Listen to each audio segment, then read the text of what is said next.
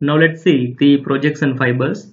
As we already discussed, these projection fibers are the incoming and outgoing fibers from the cortex which are going to connect the subcortical area or the spinal cord.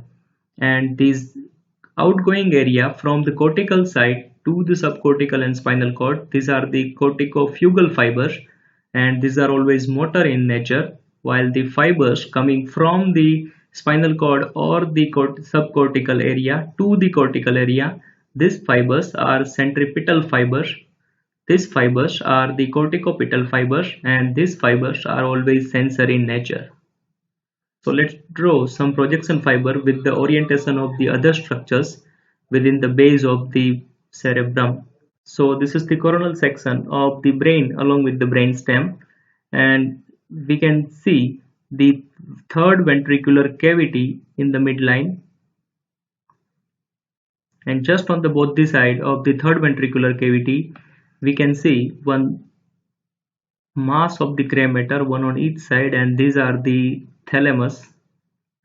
Just lateral to the thalamus we can see one lens-shaped nucleus, and this lens-shaped nucleus, which is called the lentiform nucleus, and one C-shaped large gray matter mass that is going to start from the just above the lentiform nucleus, and this part of this nucleus which is going to wrap over the thalamus and passes downwards further laterally to reach below the lentiform nucleus.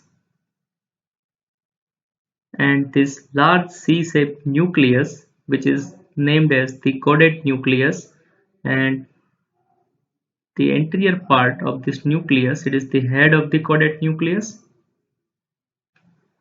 and within the caudate nucleus we can see this large portion, it is the head of the caudate nucleus.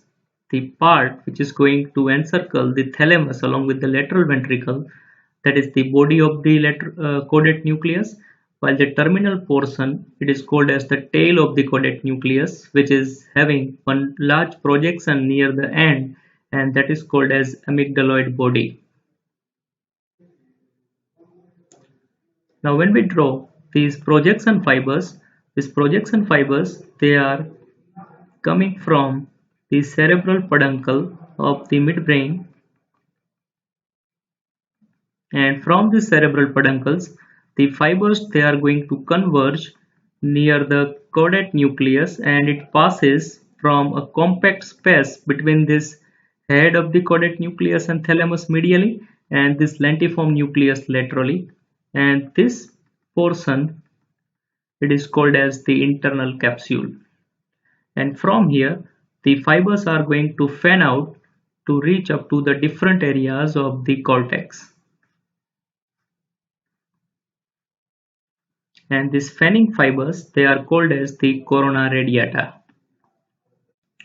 So when we take a horizontal section here and try to see the shape and the structure of internal capsule.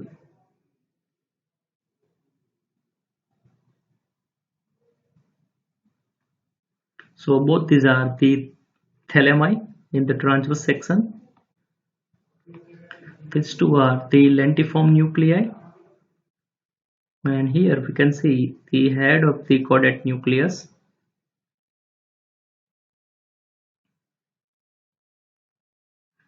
And the internal capsule, which is present somewhere here between the thalamus and the caudate nucleus medially, and the lentiform nucleus laterally. So this is the orientation, how the internal capsule is related within the brain in relation to the thalamus and lentiform nucleus along with the caudate nucleus. Because of the high concentration of the fibers within this internal capsule, even a small lesion may produce a widespread paralytic effect as well as the sensory loss in the opposite half of the body. Now let's orient with the part and the other structures of the internal capsule. Here, this is the horizontal section of the brain where we can identify this is the third ventricular cavity, and on each side to the third ventricle we can see this wide, this oval shaped mass of the gray matter, that is the part of the diencephalon, and this is the thalamus. And here the lens-shaped nucleus is present, and this is the lentiform nucleus. And just in the line of the thalamus but anteriorly, that is the head of the caudate nucleus. And the internal capsule and the fiber of the internal capsule, they are present somewhere here.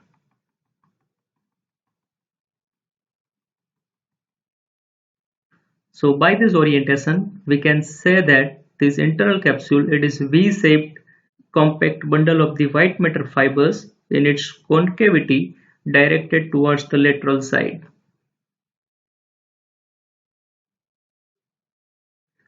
This internal capsule, it is bounded medially by the thalamus and caudate nucleus and laterally by the lentiform nucleus. When we see the parts of this internal capsule, it has 5 parts. The part lies between the caudate nucleus. The part lies between the caudate nucleus and the lentiform nucleus. This part, it is the anterior limb. The part lies between the thalamus and the lentiform nucleus. This larger part, it is called as the posterior limb. The part between this anterior limb and posterior limb, this portion, it is the genu, because it is a band between the anterior and the posterior limb. The part lies behind the lentiform nucleus. This portion, it is called as the retrolentiform part. And one more part is there which we are not able to see in this horizontal section, that lies below the lentiform nucleus, and that part, it is called as the sublentiform part.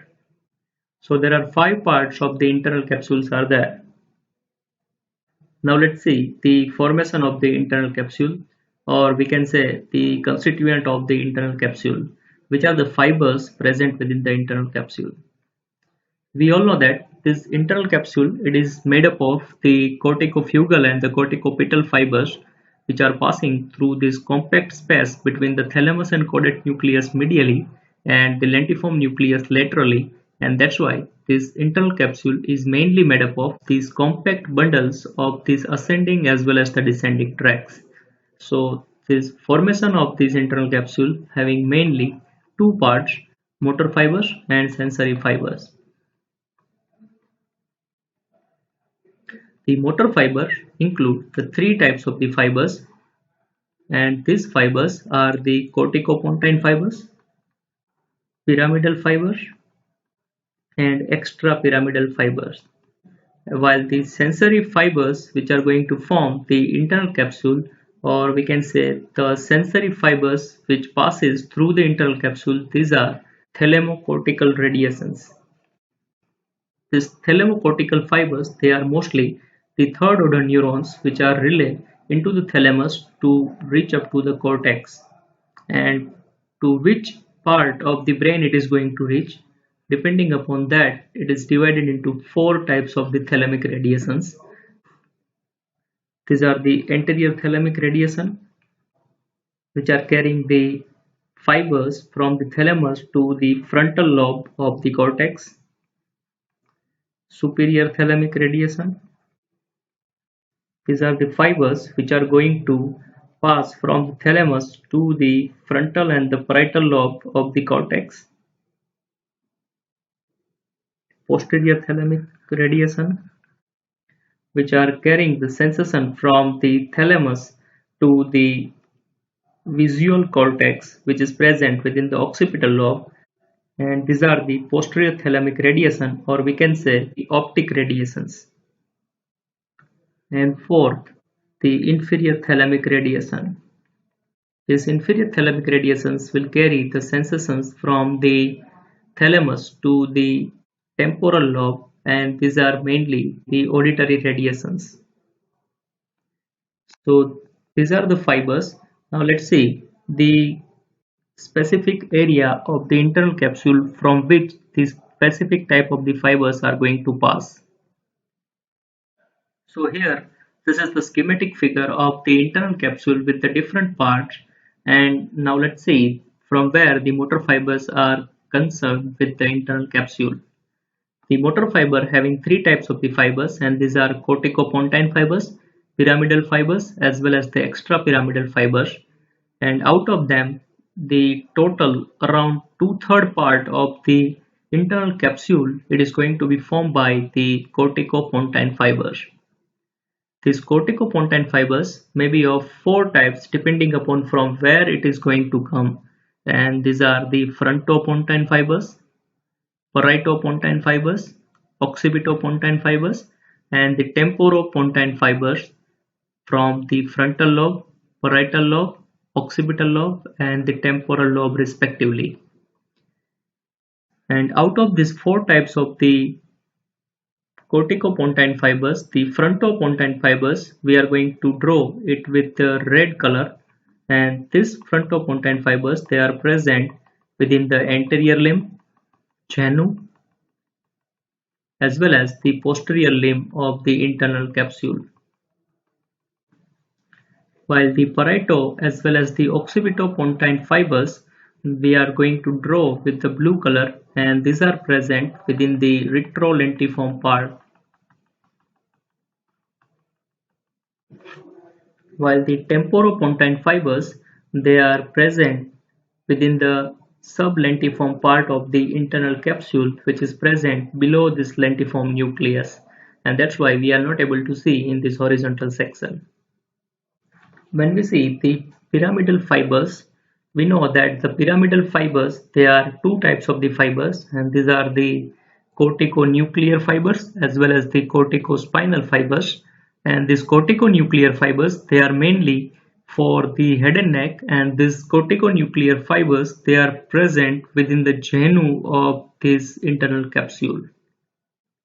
While the corticospinal fibers, they are for the lower part of the body other than the head and neck, and this corticospinal fibers, they are present mostly in the posterior part of the internal capsule, from where the upper limb fibers, they are represented most anteriorly, then followed by the fibers for the trunk, and followed by the fibers of the lower limb. And lastly, the extrapyramidal fibers, they are mostly the fibers from the cortical area to the subcortical area, and this may be the red nucleus, either either to the corpus striatum, either to the substantia nigra, or any other subcortical areas. And these fibers named according to their destination as the corticorubral, corticostriate, or corticonigral fibers, etc. And these extrapyramidal fibers, they are mostly present near the corticospinal fibers, and so they are present within the posterior limb of the internal capsule. So all these are the motor component of the internal capsule. Now let's see the sensory fibers which are passing through the internal capsule, and the sensory fibers, they are mainly thalamocortical fibers, and these thalamocortical fibers will be divided into four types of the fibers as we already discussed. These are the anterior thalamic radiation, posterior thalamic radiation, superior thalamic radiation, and the inferior thalamic radiation. The superior thalamic radiation we are going to draw with the red color, and this superior thalamic radiations, they are going to pass through the anterior limb of the internal capsule. The superior thalamic radiations, they connect the thalamus with the frontal lobe of the cortex. The superior thalamic radiations, we are going to draw it with the green color, and these are passes through the genu as well as the posterior limb of the internal capsule.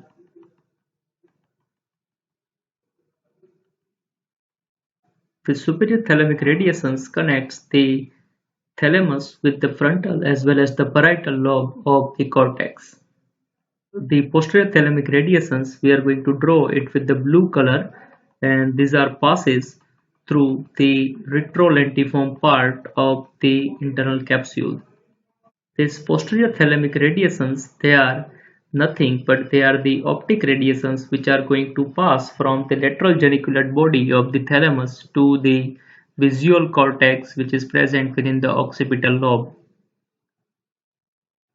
While the fourth type of the radiation, these are the inferior thalamic radiations, they are going to pass through the sublentiform part of the internal capsule which is present below the lentiform nucleus, and that's why we are not able to see in this section. And this inferior thalamic radiations will carry the fibers from the medial geniculate body of the thalamus to the temporal lobe, and these are mainly the auditory radiations. So all these are the sensory fibers which are passing through the internal capsules. Now let's revise the fibers which are passing through the internal capsule and going to form the internal capsule, and try to recall the specific part of the internal capsule through which these fibers are going to pass. So here in the motor fiber, the three types of the fibers are there: corticopontine fibers, pyramidal fibers, as well as the extrapyramidal fibers. Is corticopontine fibers having the frontopontine fibers which are passes through the anterior limb, genu, and the posterior limb of the internal capsule.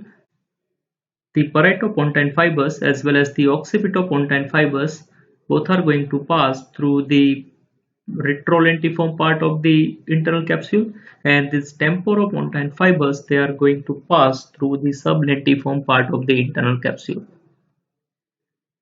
In case of the pyramidal fibers, the corticospinal fibers, they are going to pass through the posterior limb of the internal capsule, while the corticonuclear fibers, they are passes through the genu of the internal capsule, while the extrapyramidal fibers, they are going to pass through the posterior limb of the internal capsule.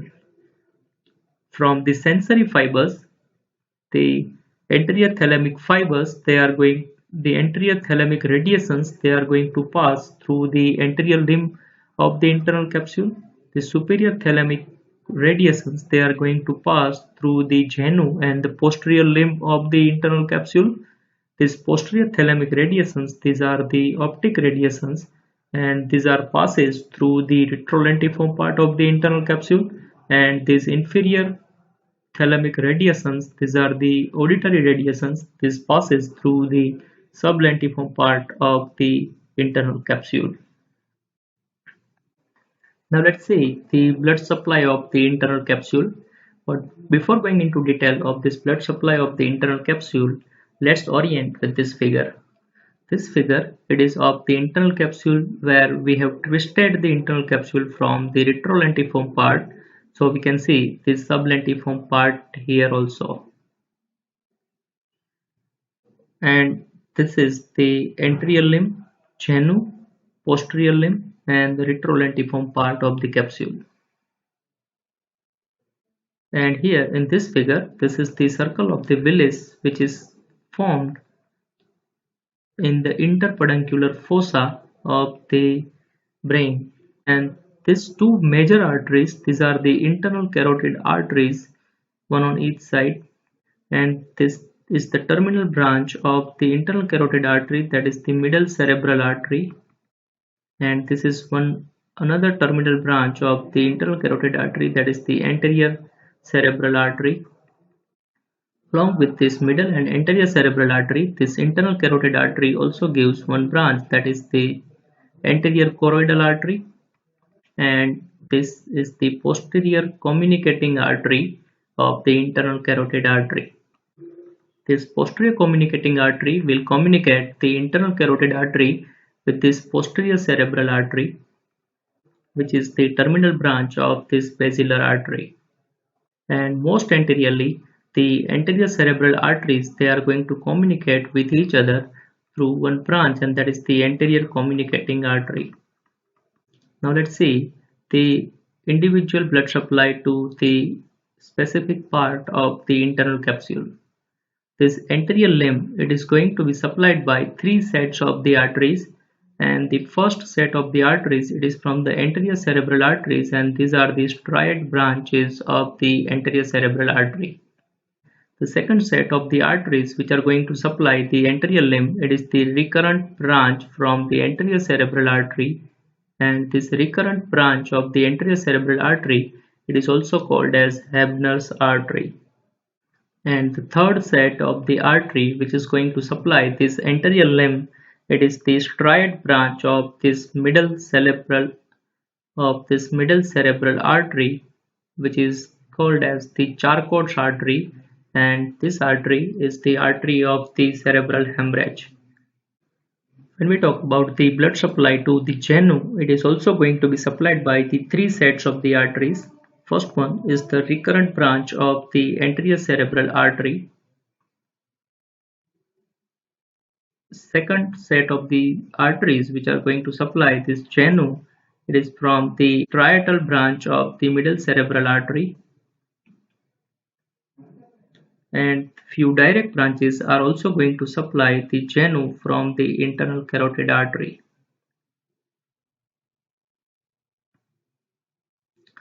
When we see the blood supply of the posterior limb of the internal carotid artery, it is also going to be supplied by three sets of the arteries, and these arteries are the striatal branch of the middle cerebral artery, anterior choroidal artery,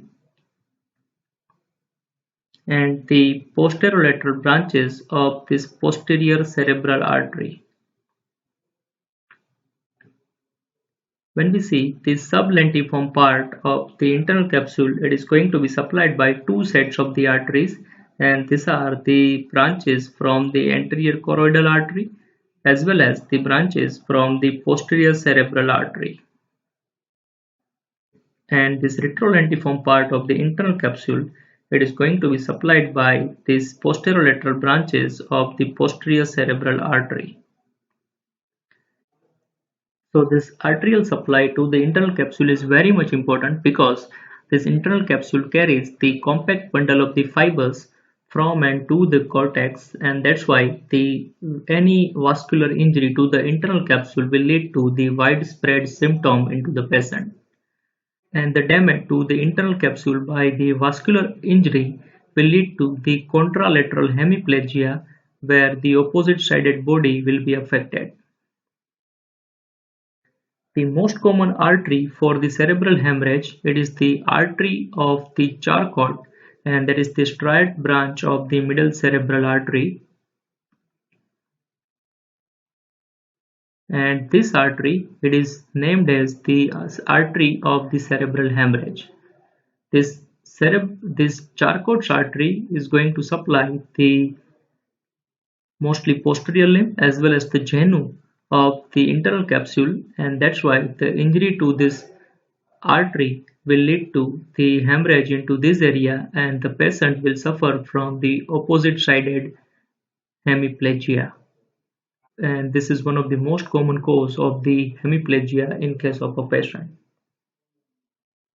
This recurrent artery of the Hebner, it is mostly rupture, and the rupture of this recurrent artery of the anterior cerebral artery will lead to the damage to the genu as well as the anterior limb, and that will lead to the paralysis of the upper half of the body of the opposite side. This anterior choroidal artery, it is the most common artery to get thrombosis because of its course, and the thrombosis of this artery will lead to the affection of the sublentiform as well as the retrolentiform part along with the posterior part of the posterior limb of the internal capsule, and this will lead to mostly the visual and the auditory loss in the patient. So this is all about the internal capsule. Hope you understand well. Thanks for watching.